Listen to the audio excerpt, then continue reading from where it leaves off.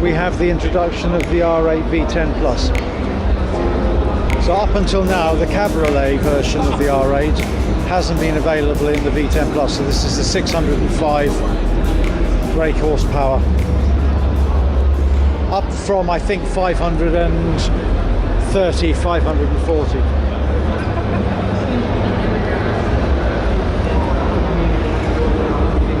Again, the interior is very, very similar. Obviously, as I was saying a second ago, you lose the parcel shelf behind the seats, but in essence it's pretty much the same.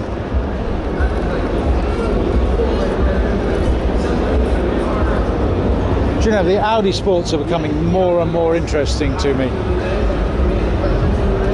Not a car that I ever thought was going to compete head-on with BMW's M Series, Mercedes AMG, but I'd really quite taken with the new R8.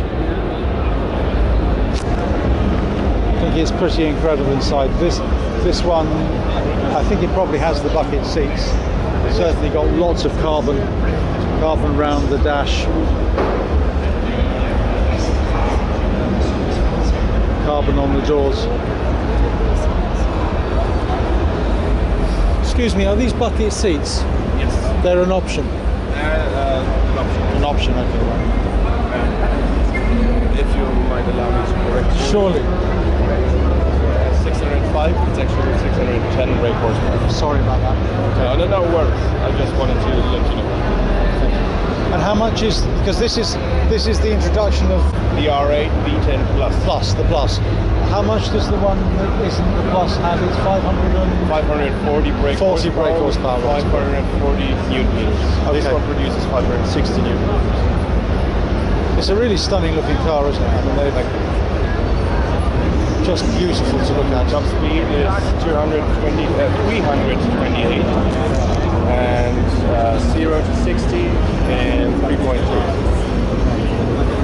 Seriously fast car. So you're holding the button down? Exactly. Yeah, right. I do have to hold down the button. That's on purpose, so you can stop the process at any moment. Right. Since there are no sensors in the roof that would allow for the detection of something in between. Right. You have to actively push down the button. That's a really nice machine. And in the back you have the window that is also manually... you can put it down. Exactly. Right. So that's especially nice if you're driving, let's say light rain, but you still want to get the feeling of the engine. And the sound. And the sound, of course. Yeah, of course. So... That's very smart. So I do like it very much.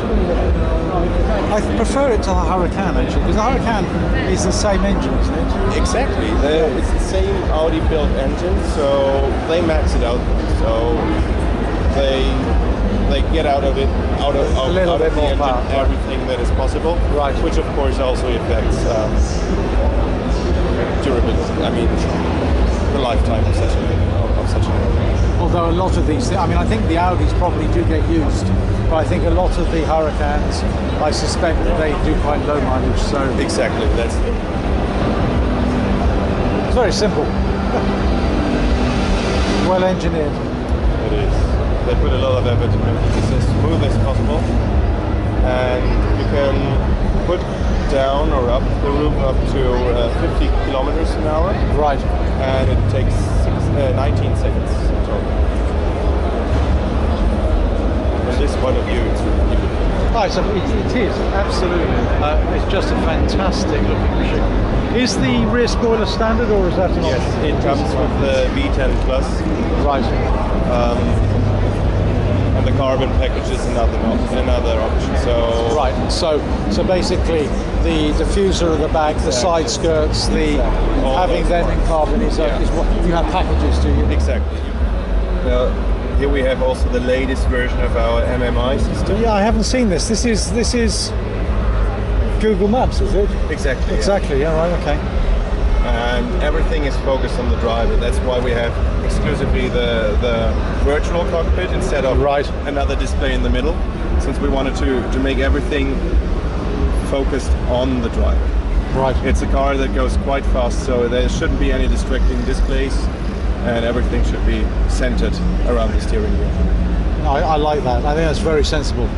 You also can change the perspective or the view. Right. You can put different things on the display. And right on the steering wheel we have these satellites that allow you to change the driving modes right without taking the hands off the wheel. Right. With the comfort mode, which is very soft, the auto mode, which changes dynamically between comfort and dynamic. Yes. And the dynamic mode, which is the sport mode, basically. And here you have the option to adjust to your liking and choose what is needed. Also, we have a performance mode, which further allows you to differentiate between wet, dry, and snow. Okay. So the transmission, the suspension, and the engine response is adjusted accordingly. Right.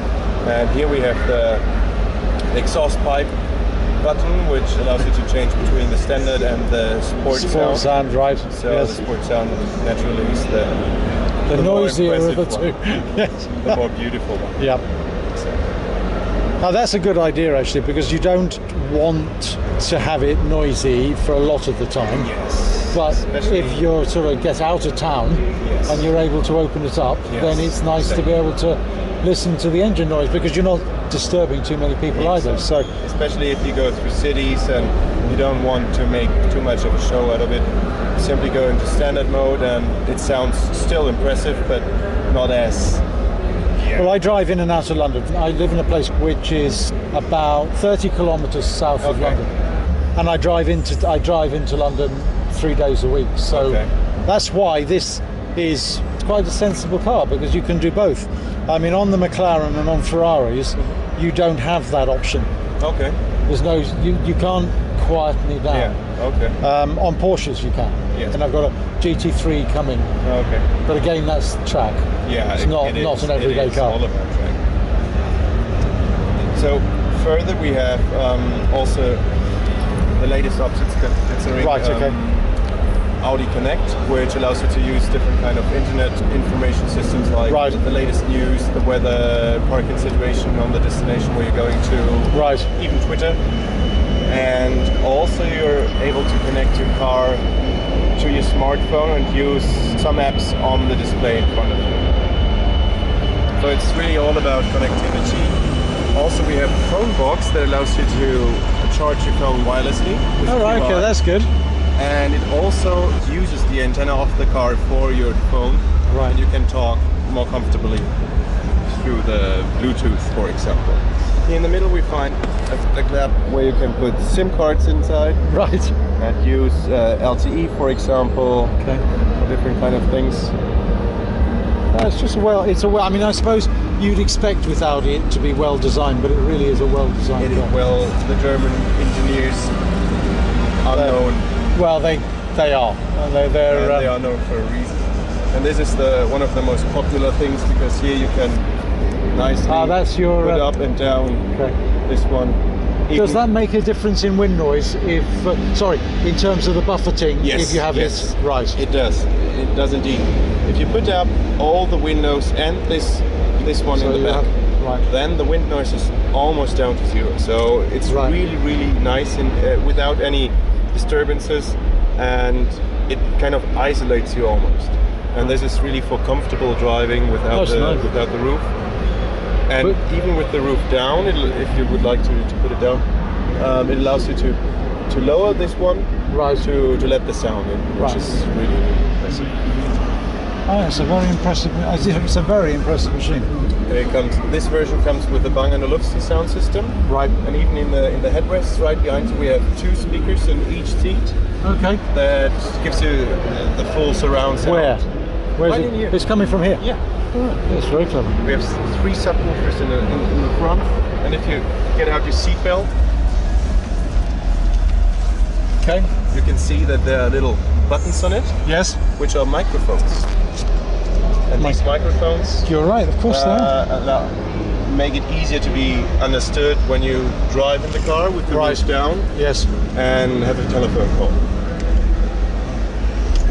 So Well, that's amazing. It's all about comfort and sportivity. And usability. And usability, yes. Yeah. No, I mean, it's as I said, it's a really a nice fusion between these two things. No, it's a really, really nice car. Well, listen, thank you very much.